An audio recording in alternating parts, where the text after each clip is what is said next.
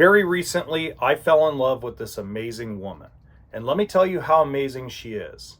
Whenever we were together, whenever we hung out, whether it was running errands or just sitting around talking, whether it was sitting down having a Subway sandwich or whatever the case may be, I felt like the weight of the world was lifted off my shoulders. I'm going through a lot. I got a lot of things going on, a lot of chaos, and it's like she brought peace to the chaos. I felt she was my person. I really did.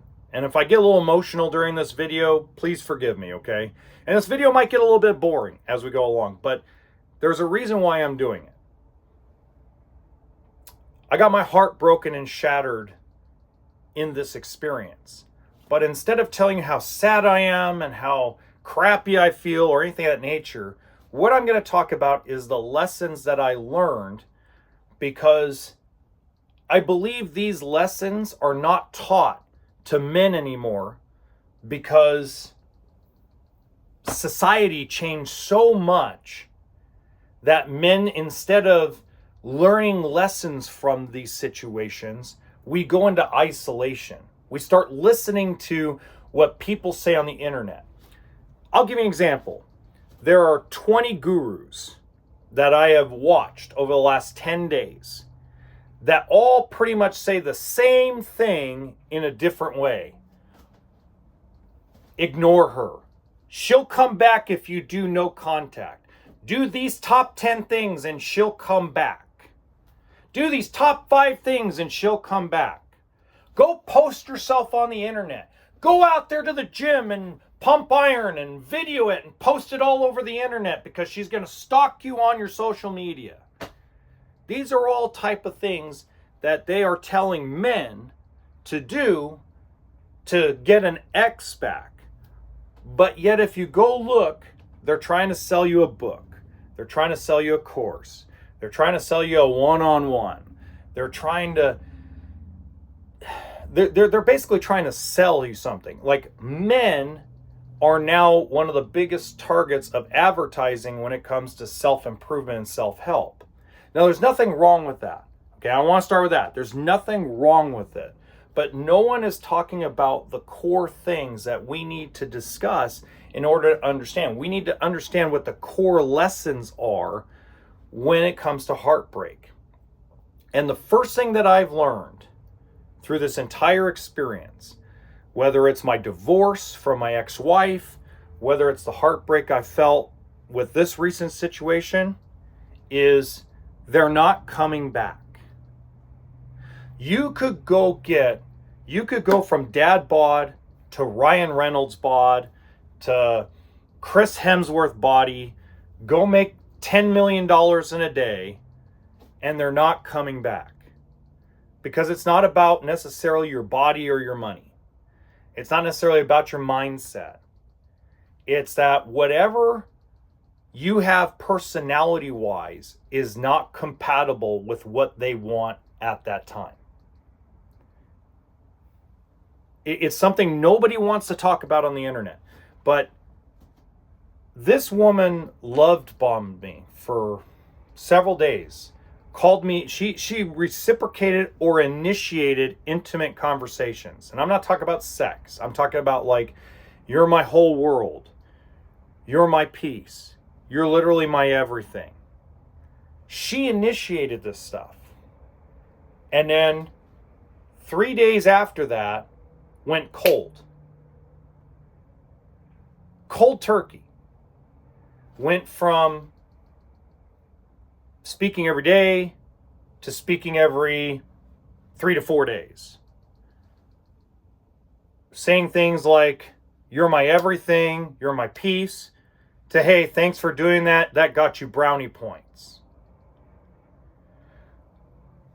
So what that really means is, in the moment, she felt something for me. And then whatever happened, whether someone else came in her life, someone new, someone old, whether it was just she went to bed one night and said, you know what, I don't want to be with the guy on the comeback. I don't want to be there with a guy that's broke, that's rebuilding himself because he lost his money because of his company going under and things of that nature. It could have been that. We'll never know because I'm not one to chase. And that's number two. When you get to a certain point, no contact is not to get them back. No contact is for you. No contact is for you to be able to start healing and moving on with your life. Don't block them because you never know. You might end up platonic friends. Maybe it's someone you want to have platonic friendship with. Or you never know what things might be years from now. Maybe 10 years from now, you might run into them and might need something. I mean, I don't know. Just blocking people is just so immature. I just feel like it's, I've done it in my life and I've regretted it. Don't do it, right? But understand, once she has cut contact with you, once she no longer responds to your texts, responds to your calls, the relationship is over. And nobody wants to say that. Everybody wants to say, oh yeah, she's probably got 1 of 10 things going on. No. It's all horse manure. It's all crap. It's over.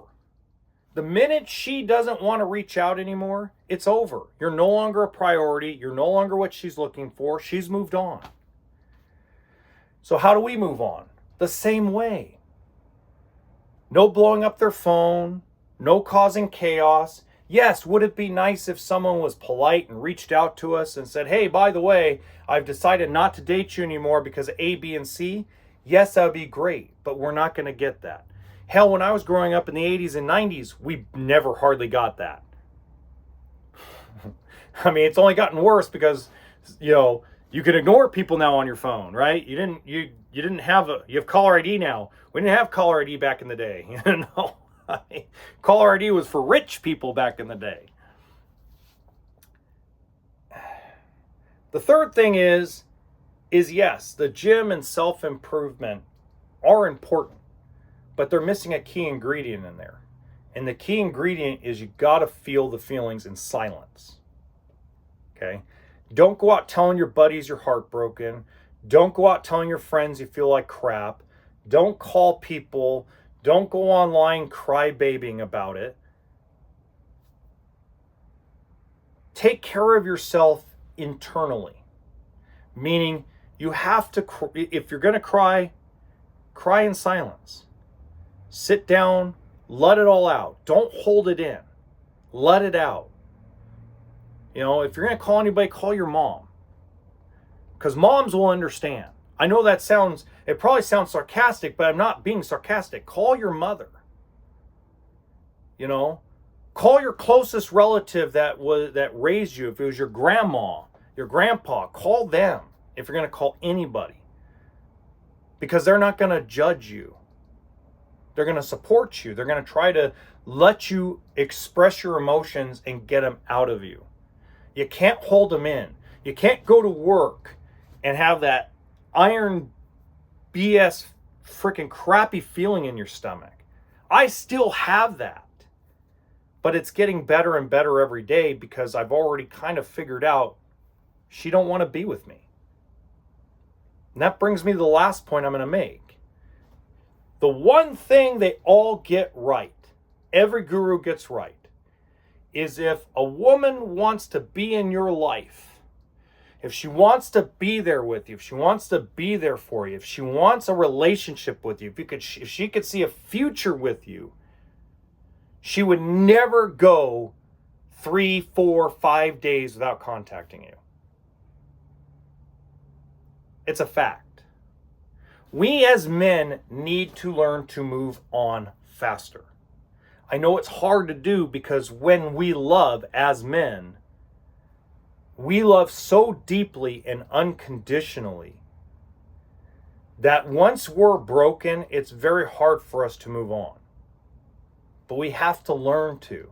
It doesn't mean, it's not the old saying, well, get off of one to get on top of another. That doesn't work either. But we have to understand that we have to learn that this is going to happen so many times. And there's going to be times where we're going to feel like we're never going to find anybody. And that might be true.